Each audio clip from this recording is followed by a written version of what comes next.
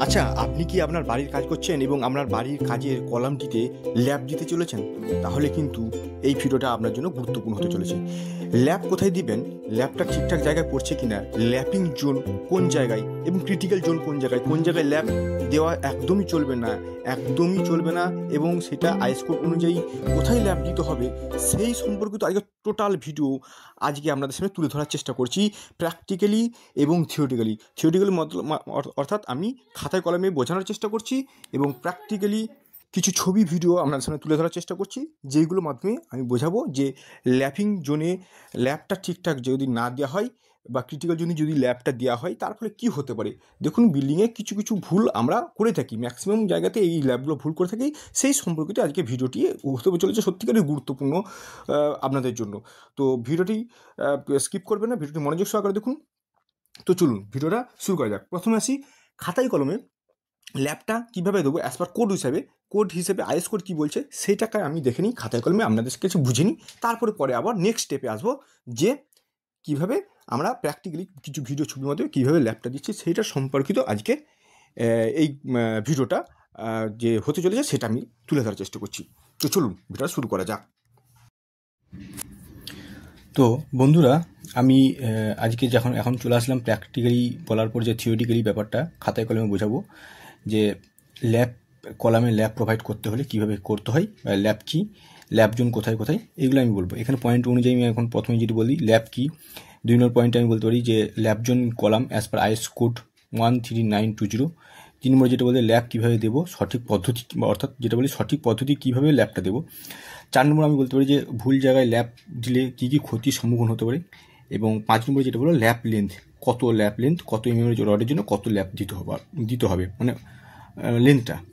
এই সবগুলি আজকে এই আমি একটা খাতা কলমে আমি বোঝানোর চেষ্টা করছি। তো চলুন প্রথমে যেটা বলবো, প্রথম পয়েন্টে আমি যদি আসি সেটা হলো যে lab, what is the lab.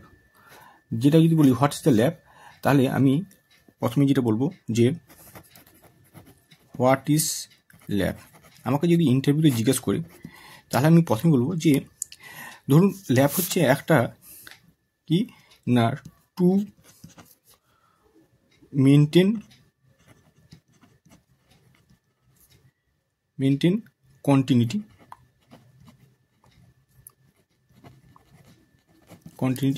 2 বলবো যে transfer the load safely from one bar to another bar। অর্থাৎ ল্যাব কি, যেটা বলবো যে ল্যাবটা যেটা মেনটেন করে, কন্টিনিউটি মেনটেন করার জন্য আমি ল্যাব প্রোভাইড করবো, সেটা হচ্ছে একটা ল্যাব বলতে পারি। আর ট্রান্সফার লোড, যেটা সেফলিভাবে একটা বার থেকে একটা বারে ট্রান্সফার লোডটাকে সেফলিভাবে আমার ট্রান্সফার করতে পারি। এই লোডটার জায়গায় আমি স্ট্রেস বলতে পারি, অর্থাৎ এটা সিগমা যেটা বলি, আমি লোড বা স্ট্রেস আমি দুটোই আমি বলতে পারি যে একটা ট্রান্সফার করতে পারি সেফলিভাবে। এটা একটা ল্যাব। এবং ল্যাবটা আমরা দিই কীরকম, কখন দিই না, যখন একটা 12 মিটারের রড আমার শেষ হলো, নিচের দিকে আমি প্রোভাইড করলাম, রডটা শেষ হলো 12 মিটার। তারপর আরেকটা যখন 12 মিটারের রড শেষ হওয়ার পর আরেকটা যখন আমাকে ওই কন্টিনিউটি মেনটেন করার জন্য, মানে একই রডটাকে একই লাইনে একই রকমভাবে রাখার জন্য, ব্রেক যাতে না হয় তার জন্য কী করে এখানে একটা ল্যাব দিয়ে আবার একটা রড এখান থেকে দিতে হয়। এই জায়গাটা হচ্ছে বলি, এইটাই বলি ল্যাব। এই লেন্থটা কত কী সে বা কীভাবে দিতে হয় তারপরেই এখন আমি বোঝাবো কোন জায়গায় দিতে হবে ল্যাব জোনটা কি, এটা হচ্ছে এখন পরবর্তীকালে এই ভিডিওটি বুঝাচ্ছি। তো এইটা হচ্ছে ল্যাব। তাহলে ল্যাব কী জিনিস বুঝা গেলাম যে একটা রড শেষ হওয়ার পর আরেকটা রডকে যখন কন্টিনিউটি মেনটেন করার জন্য একটা রডের সঙ্গে আরেকটা রড যখন জুড়ে দেওয়া হয় পাশাপাশি, তখন সেটাকে বলে ল্যাব। এবং ওই যে যতটা এরিয়া জুড়ে জুড়ছি সেটাকে ল্যাব লেন্থ বলছি।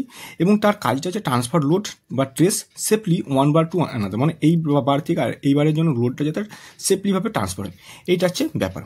তো এরপরে চলে আসি 2 নম্বর পয়েন্টে। এটা হলো 1 নম্বর পয়েন্ট হয়ে গেল হোয়াট ইজ ল্যাব। 2 নম্বর পয়েন্টে যেটা বলো যে ল্যাব জোন ইন কলাম, অর্থাৎ কলামে ল্যাব জোন কোথায় আমি দিব অ্যাজ পার কোড 13920 আমি সেই হিসেবে কী করে বলবো। দেখুন আমি একটা পিকচার ছবি এঁকেছি। ছবিটা হলো এরকম দিয়ে, এখান থেকে দেখাই একটা কলাম আছে, এটা কলাম। এটা হচ্ছে ফ্লোর, ধরুন একটা ফ্লোর, একটা রূপ ছাদ, মানে ছাদ রূপ এবং তার সাথে আমার একটা বিম আছে, এটা বিম। ধরুন বিমটা ছাদ নিয়ে আছে 1.5 ফিট ধরা আছে এবং স্ল্যাবটা 6 ইঞ্চি, আমি ওর মধ্যে ধরেছি যেহেতু, তাহলে বিমটা যদি 1.5 ফিট হয় অর্থ 1.5 ফিট, 1 ফিট 6 ইঞ্চি, যেটা যাই বলুন কেন।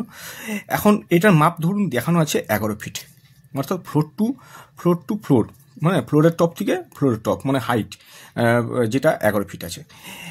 তাহলে আমি যদি এখন বলি যে কলামের হাইটটা কত, কলামের হাইটটা আমাকে বের করতে হলে তাহলে বিমের যে ডেপথ পর্যন্ত সেটা পর্যন্ত মাইনাস করতে হবে। অর্থাৎ বিম আমি যে 1.5 ফিট মাইনাস করি, তাহলে 11 ফিট থেকে 1.5 ফিট মাইনাস করলে হবে 9.5 ফিট, অর্থাৎ 9.5 ফিট বা 9.9 ফিট 6 ইঞ্চি বলতে পারি।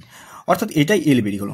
এখন কোড অনুযায়ী কোড 13920 কি বলছে যে আমি কলামটাকে আমি যদি 3টে পার্টে ভাগ করে দিই, অর্থাৎ জোন এ, একটা জোন এ, এটাতে বি জোন, এটাতে সি জোন, আমি অন্য কলম কালি নিচ্ছি, এটা জোন এ, হ্যাঁ, এটা জোন এ, জোন বি, জোন সিতে যদি ভাগ করে দিই তাহলে, এবং সেইটা কত মাপে হবে না, জোন এটা হবে যতটা লেন্থ বের করেছি কলামের যে লেন্থ তার L/4 হচ্ছে জোন এ, উপরের দিকেও জোন বি, সি হবে না, জোন বি, এই জোন এটাও জোন হবে, ভুল হচ্ছে, জোন এ এটা হবে L/4, এটাও L/4, আর যেটা জোন বি সেটা হচ্ছে L/2।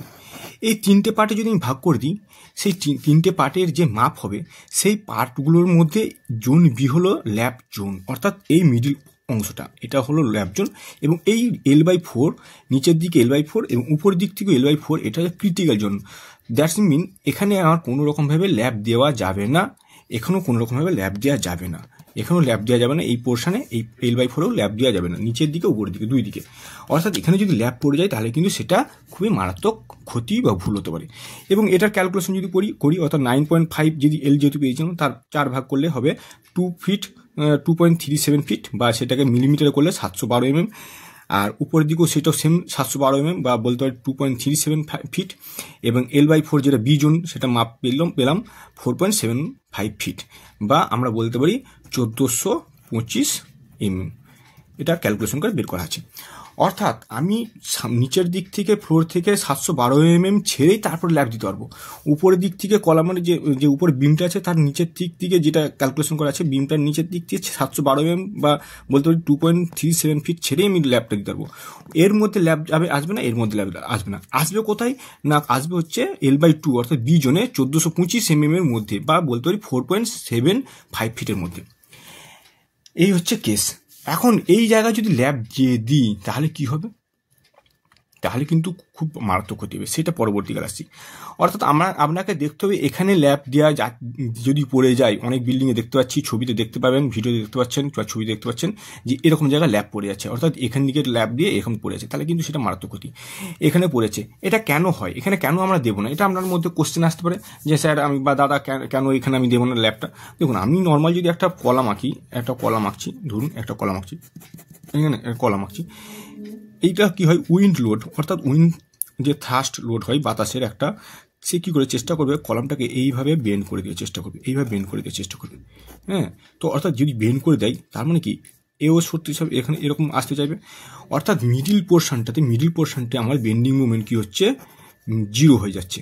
আমি যদি এটাকে একটা মোটামুটি একটা রাফলি বেন্ডিং মোমেন্ট ডায়াগ্রাম করতে তা এরকম হবে, অর্থাৎ এখানে ম্যাক্সিমাম বেন্ডিং মোমেন্ট হচ্ছে, এখানে ম্যাক্সিমাম বেন্ডিং মোমেন্ট হচ্ছে, এখানে বেন্ডিং মোমেন্ট কি হচ্ছে, 0 হচ্ছে। অর্থাৎ এখানে বেন্ডিং মোমেন্ট 0-র জন্য আমার এখানে কিন্তু ল্যাবটা আমি দিতেই পারি অনায়াসে মিডিলে, অর্থাৎ এখানে ম্যাক্সিমাম বেন্ডিং মোমেন্ট উপরে আর নিচে ম্যাক্সিমাম বেন্ডিং মোমেন্ট হচ্ছে বলে L/4 জোনে, যেটা এ জোন বলছি, সেখানে তার জন্য আমরা কোনো রকমভাবে বেন্ডিং মোমেন্ট ম্যাক্সিমামের জন্য আমরা কোনো রকমভাবে এখানে ল্যাব দিতে পারবো না, কারণ ওখানে ল্যাবটা এটা তো একটা গোটা রড না, এটা জাস্ট একটা জুড়ে নিচ্ছি, কোনো রকমভাবে এখানে সেটা ছিঁড়ে বেরিয়ে যেতে পারে, হ্যাঁ, ছিঁড়ে বেরিয়ে যেতে পারে যদি সেখানে কোনো রকমভাবে উইন্ডের এফেক্ট পড়ে। তো এই কারণে আমরা বলি যে এই জায়গাতে অ্যাজ পার কোড হিসেবে L/4 উপর আর নিচের দিকে ছেড়ে L/2 জোন যেটা বি জোন সেখানে আমরা ল্যাব অনায়াসে দিতে পারি। এবং সেইটা যখন দেবো কীভাবে দেবো, তারপরে 3 নম্বর বলছে ল্যাব, 3 নম্বরে যেটা বলছে ল্যাব দেবার কীভাবে দেবো সঠিক পদ্ধতি, এইটাই 3 নম্বর পয়েন্টে যেটা বলবো যে ল্যাব যদি দিতে হয় তাহলে সঠিক পদ্ধতি যেটা হবে আমি অন্য একটা পেজে নিয়ে আসছি। ধরুন এটা একটা অন্য পেজে যে ল্যাব যদি দিতে হয় তাহলে এইরকমভাবে দিব। ধরুন আমি একটা সেকশনে কলামের সেকশন করা আছে, 6টা 16 রড আছে। আমি এইটাকে প্রথম দেখছি, এইটাকে যদি দেখি দেখা যাচ্ছে যে আমার ল্যাবটা, আমি এইটা রডটা যাচ্ছিলো এরকম যাচ্ছিল গিয়ে এরকম জায়গায় শেষ হয়েছে। উপর দিক থেকে বিজনের অংশটা দেখাচ্ছি, এখান থেকে ঠিক ল্যাবটা এভাবে জায়গা হয়ে যাচ্ছে।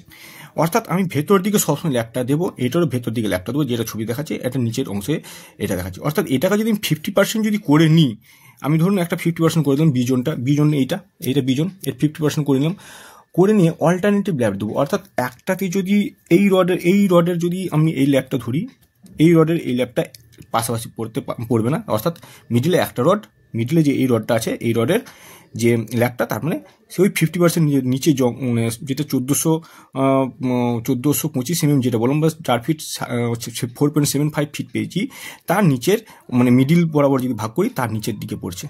বা এটা উপর দিকে পড়তে পারতো, এটা নিচের দিকে পড়তো, মানে অর্থাৎ একটা ছাড়া একটা আমার অল্টারনেটিভ পড়বে। 50% ল্যাব আমি ফেলতে পারি, কিন্তু 100% ওখানে একটা জায়গায় ফেলা যাবে না। এইটা হচ্ছে ব্যাপার। এবং ল্যাব যখন জাগাল দিবেন দেখবেন এইভাবে জাগালটা এই সামনের দিকে মানে যেটা আছে, যেমন এটা ভেতরের দিকে যেমন থাকে, এটাও ভেতরের দিকে আছে। কারণ ভেতর দিকে যে কেন আছে, ভেতর দিকে থাকলে আমার দেখুন এখানে ক্লিয়ার কভার 40, এখানে ক্লিয়ার কভার 40, এখানেও ক্লিয়ার কভার 40 হয়ে এখানেও ক্লিয়ার কভার 40 হচ্ছে। অর্থাৎ সব জায়গায় কভারটা মেনটেন হচ্ছে। যদি এইটা যদি তার মানে কি এটা আমার সঠিক পদ্ধতি, এটা আমি করতে পারবো। আর যদি এইটা যদি করি, এটাতে দেখুন এটাতে এক ছবি এরকমভাবে আমার ল্যাব দিয়ে দিই, অনেক সময় বাইরের দিকে দিচ্ছি। এটা ভেতর দিয়ে দিয়েছি ক্লিয়ার কভার, এখানে 40 mm হচ্ছে, এখানে 40 mm হচ্ছে, এখানে দেখুন 40 mm নাই, এখানে আবার 16 mm, যদি 16 mm রড হয় 40 থেকে 16 mm কমে গেল, আবার 40 থেকে 16 mm বেড়ে গেল, তার মানে কম বেশি, তার মানে কি এখানে কভারটা ঠিক নেই। অর্থাৎ ল্যাবটাকেও ঠিকঠাক দিতে হবে কীভাবে, সেটাও কিন্তু মিস্ত্রিদেরকে এটা জানা দরকার, বা যারা কাজ করছে অবশ্যই জানা দরকার। ভুলবশত ল্যাবটাও দিয়ে দিলে এটা কিন্তু ক্ষতি আপনার জন্য, ওই জন্যই আপনাদের জন্য এই ভিডিওটা, যে ল্যাবটা ঠিকঠাকভাবে প্রোভাইড করাটাও যথেষ্ট পরিমাণে একটা মানে কি বলে স্কিলের ব্যাপার আছে। আমি কাজ জানি কিন্তু আমি ঠিকঠাক করে করাতে পারছি না বা করতে পারছি না, সেটা কিন্তু আনস্কিলের একটা ব্যাপার হয়ে গেল। অর্থাৎ আপনি বুঝে গেলেন ল্যাব জোন কোথায় পড়লো, ল্যাব জোনে আমি ল্যাবটা দেবো। অর্থাৎ জোন বি যেটা বলছি, জোন বিতে ল্যাব দেবো, হ্যাঁ। এবং জোন এ যেটা L/4 আমি ল্যাব দেবো না। সেটা একটা যেমন গুরুত্বপূর্ণ, সেরকম ল্যাবটা কীভাবে দিতে হয়, ভেতর দিকে দিতে হয়, সেটাও আমাকে গুরুত্বপূর্ণ একটা ভূমিকা পাঠ করছে। এরপরে লাস্ট যেটা বলবো 4 নম্বর যে পয়েন্টগুলো, যে ভুল জায়গায় ল্যাব দিলে কী ক্ষতি হতে পারে। দেখুন ভুল জায়গায় ল্যাব দিলে আমার অনেকটাই ক্ষতি হতে পারে। যদি আমার L/4 দিয়ে দিই, তার মানে কি দেখতে পাচ্ছেন যে বেন্ডিং মুভমেন্ট, এখানে বেন্ডিং মুভমেন্টে ম্যাক্সিমাম বেন্ডিং মুভমেন্ট হচ্ছে, এখানে ম্যাক্সিমাম বেন্ডিং হচ্ছে, যে ম্যাক্সিমাম বেন্ডিং মুভমেন্ট হচ্ছে, এখানে ম্যাক্সিমাম বেন্ডিং মুভমেন্ট হচ্ছে। তাহলে ম্যাক্সিমাম বেন্ডিং মুভমেন্টের জন্য কি হচ্ছে, এখানে যদি আমি ল্যাবটা দিয়ে দিই, যদি কোনো রকম এখানে পড়ে গেল, ল্যাবটা ধরুন এখানে পড়ে গেল, তাহলে কি হবে, এখানে কোনো রকমের ছিঁড়ে যেতে পারে। এটা এরকম যখন লোড পড়ছে, উইন্ড লোডে একটা টাস মানে একটা প্রেশার পড়ছে উইন্ডের, তখন এটা কোনো রকমভাবে এই জায়গাটা ল্যাবগুলো খুলে যেতে পারে। তো অর্থাৎ লোডটা তখন সেফলিভাবে ট্রান্সফার হবে না। ল্যাব যদি খুলে যায় তাহলে ট্রান্সফার হচ্ছে না, এত লোডটা ঠিকঠাক হবে। অর্থাৎ এইটাকে আমাকে মাথায় রাখতে হবে, ল্যাবটা যাতে এখানে না পড়ে, কোনোরকমভাবেই সেটা মানা যাবে না। যদি পড়ে যায় সেটাকে একদম খুলিয়ে ঠিকঠাক করতে হবে। তো এই হচ্ছে ব্যাপার। কিন্তু এগুলো ক্ষতি হতে পারে, যে কোনো মুহূর্তেই কলামটা ওই জায়গায় ফেল করতে পারে যদি আমরা ভুল জায়গায় ল্যাব দিই। বা এবং বলতে পারি যে ল্যাব যদি জাগেল করেও যদি ঠিক জায়গায় ফেলছি, অথচ ল্যাবটাও ঠিকঠাক ফেলছি না, সেটাও দেখতে হবে। আবার আমার এখানে দেখতে হবে স্টিরাপগুলো একটু ঘন করে দেওয়ার চেষ্টা করতে, মিডল জায়গাগুলোতে ঘন করে চেষ্টা করতে। এটাও একটা ল্যাপের যে জোনগুলোতে যেখানে, সেখানে ঘন করে দিতে হবে। এই জায়গাগুলো ঠিকঠাক করে দেখতে হবে। এবার ল্যাপ লেন্থ কি, ল্যাপ লেন্থ আমি বলবো ল্যাপ লেন্থ কত, 5 নম্বর যেটা ল্যাপ লেন্থ আমি যদি বলি যে নর্মালি আমরা 50D হিসেবে আমরা করি, ক্যালকুলেশন করি। অর্থাৎ যে নর্মালি আমরা 48 অ্যাজ পার কোড 48D, এবং সেটাকে আমরা 50D হিসেবে, যে ম্যাক্সিমাম ড্রয়িং বা আমরা কাজের ক্ষেত্রে আমরা 50D হিসেবে করি একটা সেফ জোনে থাকার জন্য।